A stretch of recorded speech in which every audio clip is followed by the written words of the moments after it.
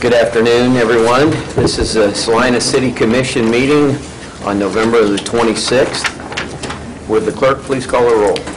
Mayor Jennings. Here. Commissioner Angel. Here. Commissioner Crawford. Here. Commissioner Householder. Here. Commissioner Shirley. Here. Would those that are able please rise and join me for the pledge allegiance and a moment of silence. I pledge allegiance to the flag of the United States of America and to the republic for which it stands, one nation under God, indivisible, with liberty and justice for all.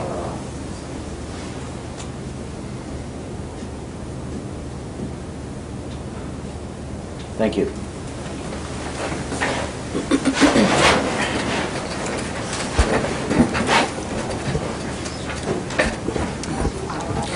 This is the time of our meeting. It is the Citizens Forum. We welcome any citizen to come forward, state their name and their address, and voice your comment or issue to the Commission. It needs to be something that's not a part of today's agenda, as there's time for public comment there. And this is a time just to have the Commission hear your concerns. We typically will not respond to questions or resolve issues, but we do want to hear them brought before us. So if we have any citizens, please come forward, state your name and your address. It's always a long thing that we go through, and then when we don't have anybody that comes forward. So today we have no awards or proclamations. We have no public hearings or items scheduled for a certain time, so that moves us to the consent agenda. Item 6.1, approve the minutes of November 19, 2012. Item 6.2, authorize the purchase of a park shelter from Fry and Associates Incorporated in the amount of $12,285.55. I have a question on 6.2. There's a difference in the quote from the Fry and Associates versus a monetary amount to approve. Monetary amount's lower. Is the rest coming out of the expense fund? Or Yeah. Chris Curtis with our Parks and Recreation Department. Yes, that should have been an extra $750 for some engineered plans that we discovered after the fact they weren't going to provide as part of the quote, so we had to go back to them. Just was not added in at the top. That was my mistake. Okay, so the amount of the request is $13,055.55. Okay. Thank you. Mm-hmm.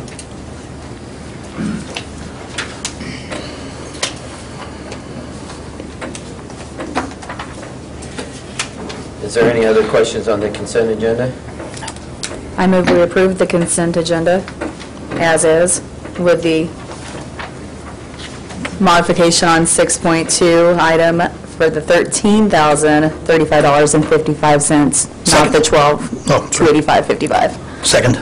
We have a motion and a second to approve the consent agenda as modified.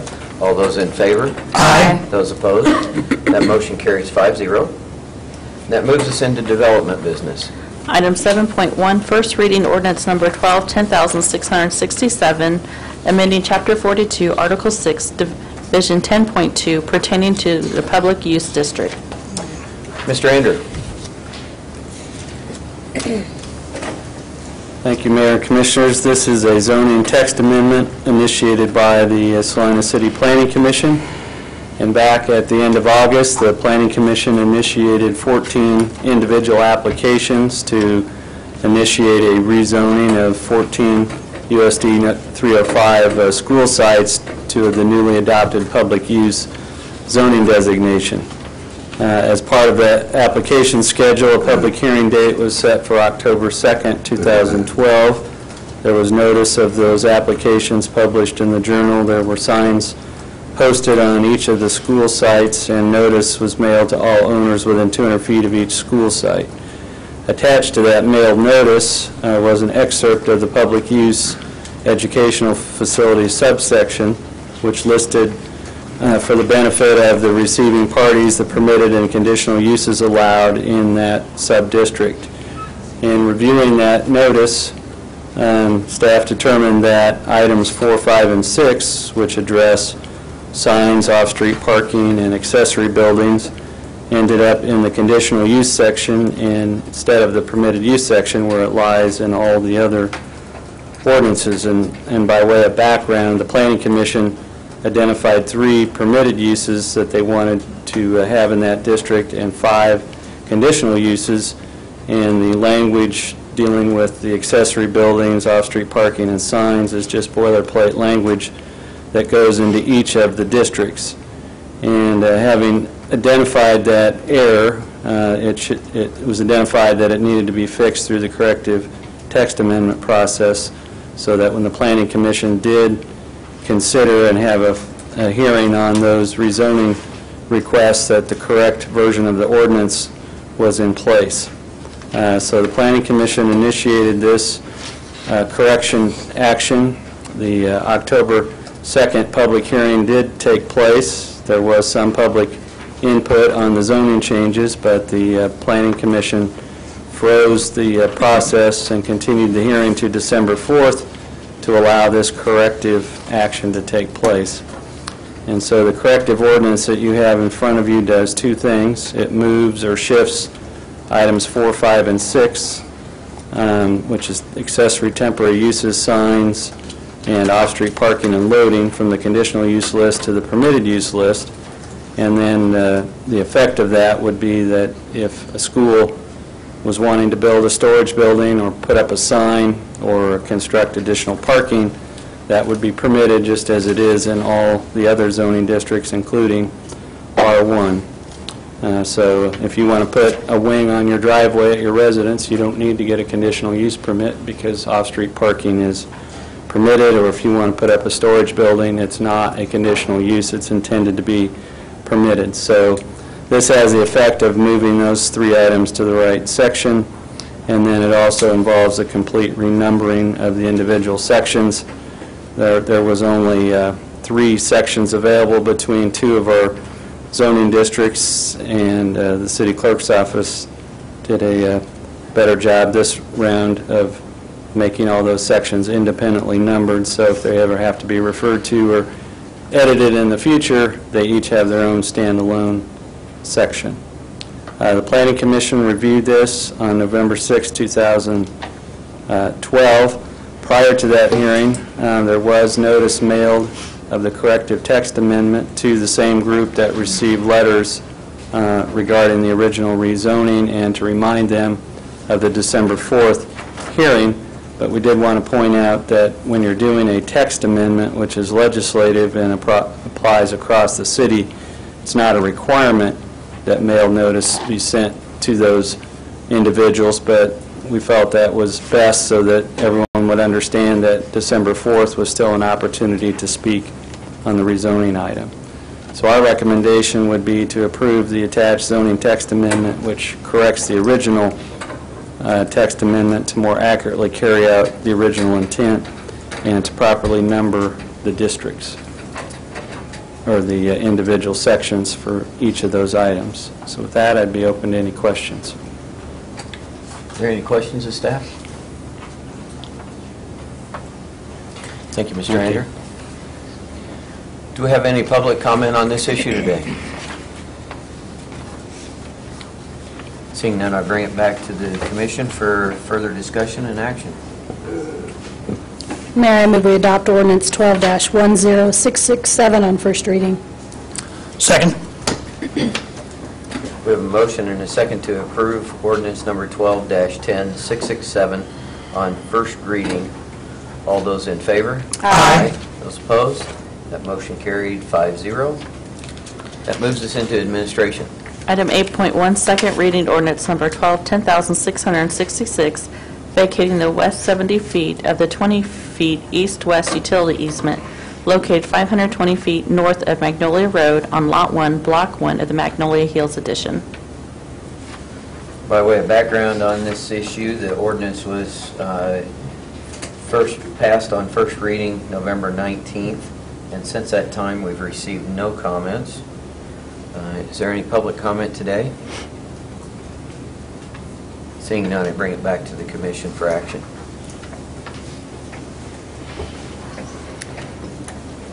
Mayor, I move we adopt ordinance 12-10666 on second reading. Second. A motion and a second to approve ordinance 12-10666 on second reading. Would the clerk please call the roll? Commissioner Angel? Aye. Commissioner Crawford? Aye. Commissioner Householder? Aye. Commissioner Shirley? Aye. Mayor Jennings. Aye. That motion carried 5-0.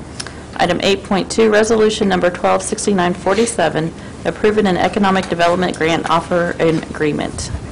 Mr. Gage. Thank you, Mayor and Commissioners. As you are aware, Tishra is a new woodworking company in town that relocated from Osborne. They relocated to the Airport Industrial Center. They opened their commencement of operations on October 1st, and at that time, the intent of their growth plan was to add up to 25 additional full-time jobs to Salina in the next 3 years in various phases. To date, they have approximately 12 jobs there. The total equipment and facility investment to date is approximately $320,000, and that list is included in your packet.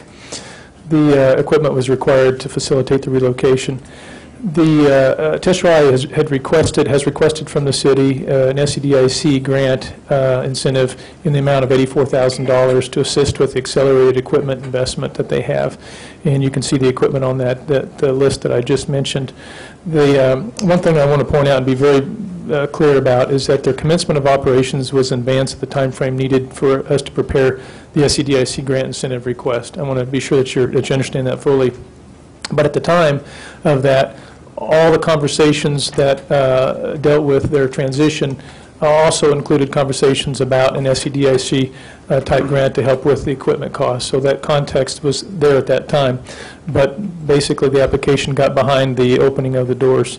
So their initial need and expectation was the same then as it is right now.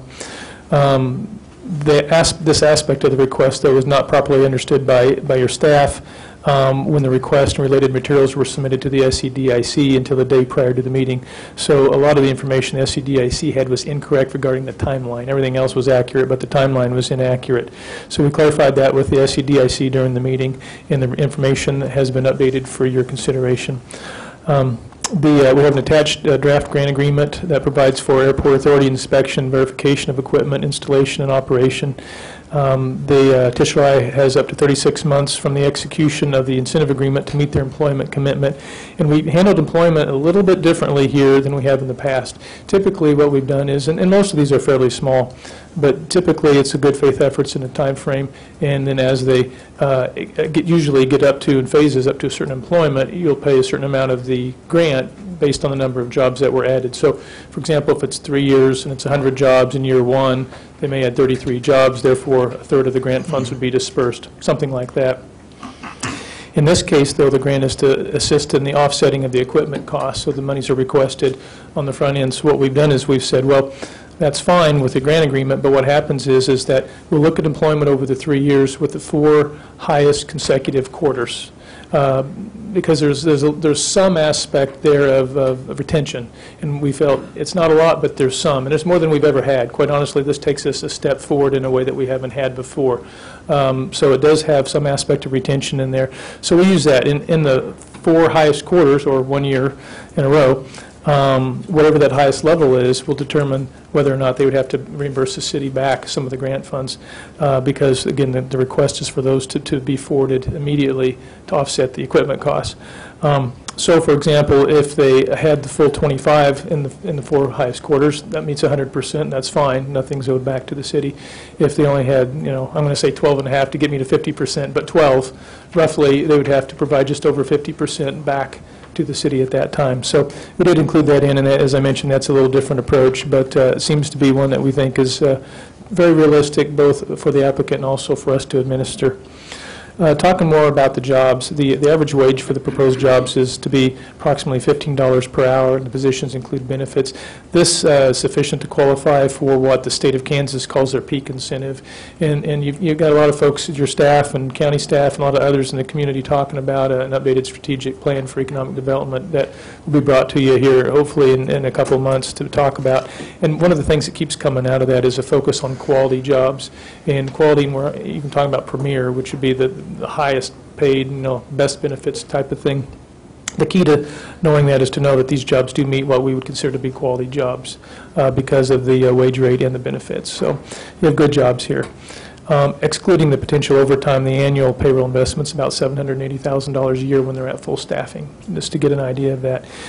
We had the airport authority staff run the Wichita State University benefit cost model, and this number is run based on the $45,000 amount, which I'll talk about, and it was a 2.62, which is very positive. Anything over 1 is really what our target is. And even if you apply the same benefit cost model on the full request of $84,000, it is over 1, so still very positive.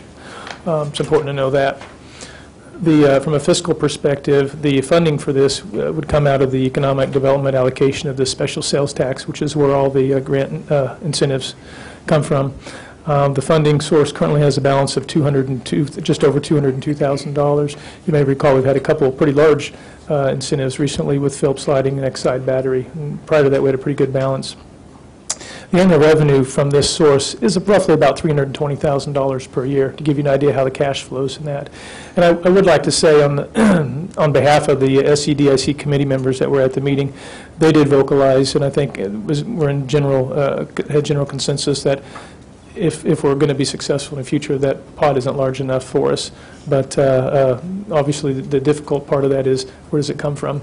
But I think I want to be fair to them and indicate that we all recognize that if we had more, it would be helpful. Conformance with strategic plan, this says the goal 3, the city will create a community of quality mixed-use development and redevelopment. And there's no question we believe that Tishrelai, being a small, successful manufacturer with good, solid jobs in our community, helps foster that goal. The SCDIC committee that you appointed when they reviewed the request, they did recommend approval, but for an adjusted amount of $45,000 and not the full $84,000. You may be asking yourself, well, why did they recommend for $45,000 and not $84,000? And there was a lot of general discussion about prior grant awards, number of jobs, salaries, whether it was for the jobs or for equipment and those types of variables. And basically, that's just what they came down to in their recommendation. So there wasn't a formula, there isn't a hard and fast rule. That's just where they really ended up getting consensus was on that number. We looked at this with regards to the resolution that provides the guidelines for these grants, and it clearly meets the intent, which provides for the funding of capital expenditures and property, plant, and equipment to stimulate job growth for primary businesses, and it is a primary business. So as a result, staff would recommend of the 3 options, we would recommend option 1, or at your discretion, option 2. Option 1 is adopting a resolution which provides for the grant incentive at $45,000. Option 2 is whatever modification that you would want to look at. And certainly you have the discretion to go with the SCDIC committee recommendation, or if you want to modify that, you certainly have that discretion as well. So either of those 2 options would be fine. As I mentioned, we do believe it meets the criteria. Also, just as a reminder with regards to this, if due to the nature, there are certain trade secret aspects of this, as there are with any economic development type situation, and if you feel that you have questions that are trade secret related that deal with business plan and their marketing plan or anything that's truly protected in that way, you have the opportunity, if you should desire, to request for an executive session for that purpose and to have the conversation based solely about the trade secrets. So I just always want to be sure that you're aware of that if you should feel the need that you need to do that. So with that, again, staff recommends either alternative 1 or 2, and we do wholeheartedly believe that they meet the intent of this, and we'd be happy to answer questions. In addition, Olaf Gerhardt, the owner of Tishrelai, is here, and also Tim Rogers, the executive director of the Salina Airport Authority, is here, since they are locating out there and leasing an airport authority property. Any questions of staff? Just on that, you mentioned that 84 and 45 that they came up with.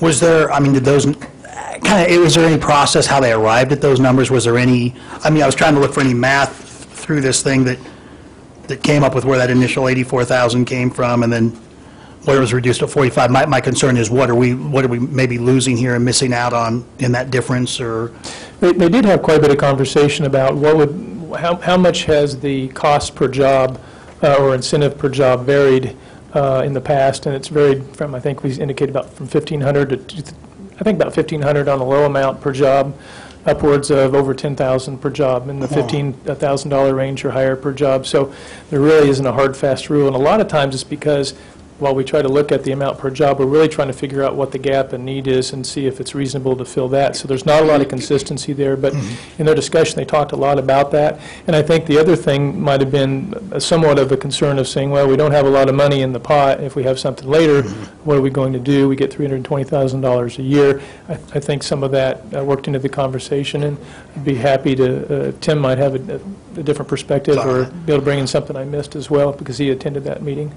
Was the 45 just a number that was come up with, I mean, or did they look at something mathematically and say, we're specifically paying for this, or this is why we've come to this amount, or did they just sort of say, look, 45 is as high as we're willing to go, or? Yeah, basically, one of the members of the committee had recommended that number and just felt that that was a comfort level number for that member, and then they had some more discussion, and when the motion and the vote and all that came around, they had 5 members present. It was, I believe, a 4-to-1 vote.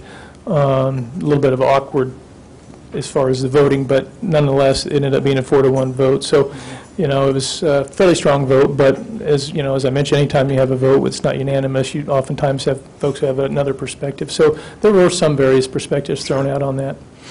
Do we know what that benefit cost ratio comes to when the 84,000 is plugged in instead of the 45,000? 1.84, okay, 1.84. I knew it was over one, I couldn't remember the exact number. Pretty good. Yeah, it was still very strong. So from the perspective of the criteria that we typically use, the application looks very, very strong. Yeah, I mean, my only thoughts on that are, as you know, I mean, a big proponent of local business and definitely bringing Tischler out of Salina as well, so that's why I'm taking the extra interest, of course, in it and just making sure that we're giving them the same sort of fair per job sort of thing that we're doing across the board, but it sounds like with the fund sort of depleting that maybe we're kind of doing, quote, the best we can do at this point, you know, maybe. I mean, that's what it seemed like. Is that the feeling you sort of got that? You know, I think so, at least from the member who made the motion. I can't necessarily speak for everyone else, but presumably if the motion carried, one could argue that that's what they felt as well, even if they didn't express it. So, sure. But, yeah, basically those were just the factors that they considered. So it does leave it open to you. You could obviously reject the recommendation in its entirety, take it as is, or modify it. So you have a lot of discretion. Well, the numbers look good. I mean, that just goes back to what I'm saying, that these local businesses are really where we've got to focus on, so.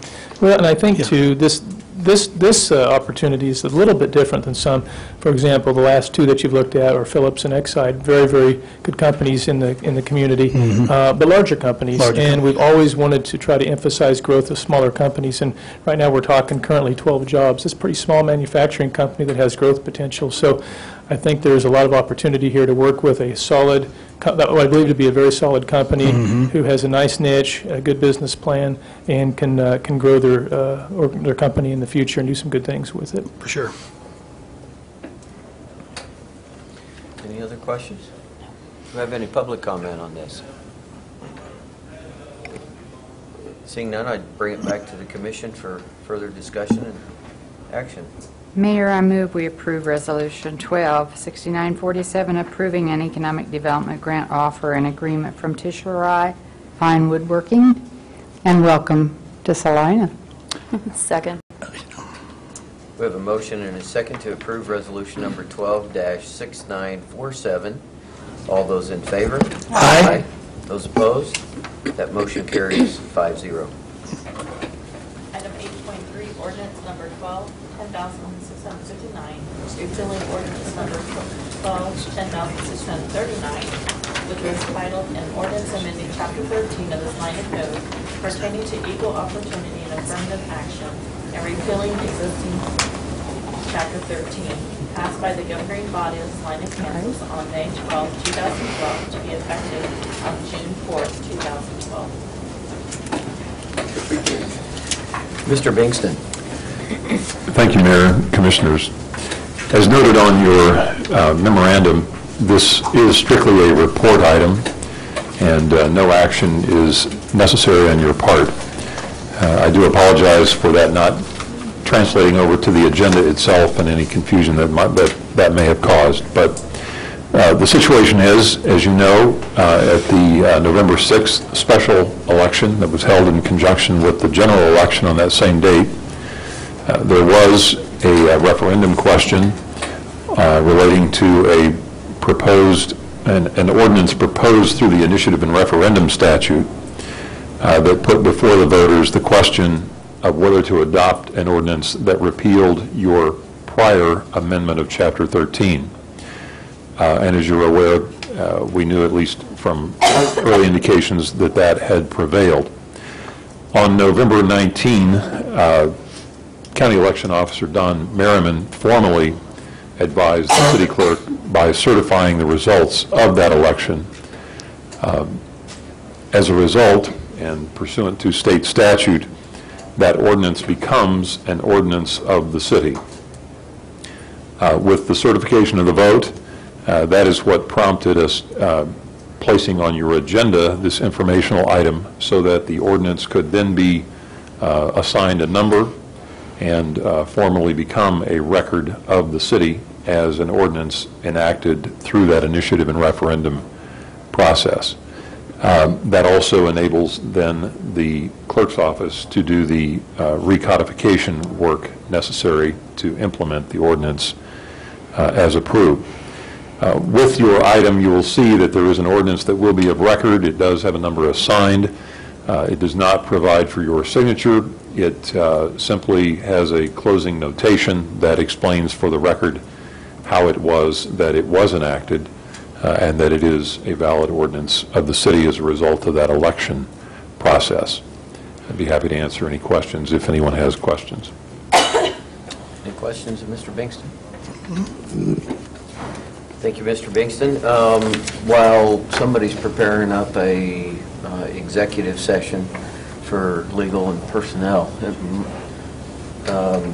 we're going to go ahead and move other business in front of that 8.4. Oh, I'm sorry. Fill a little bit of time. I just wanted to take the opportunity to embarrass one of our partners in the media that usually like to remain behind the scenes, because I went with my family and saw Miracle on 34th Street this weekend. And the lovely and talented Miss Marnie back there with Access TV has a part in the production, and I just want to encourage everyone to go see it. It's a great show. Good show. And she did a wonderful job. For those of you at home, she's behind the cameras. Yeah. She's the one making all of this happen. Yeah, that's right. We'll move on to 8.4. Okay, I move to recess into executive session for 30 minutes to discuss with legal counsel matters subject to attorney-client privilege for the reason that public discussion of those matters would waive the privilege and adversely affect the city's interest in the matters, and for the purpose of discussing matters pertaining to non-elected city personnel for the reason that public discussion of the matter would violate the privacy of non-elected personnel involved, and reconvene at 5 o'clock. Thank you, Mr. Helsel. Yes, a second. Motion and a second to move into executive session. All those in favor? Aye. Those opposed? We are in executive session. Do we expect any action? No, we do not.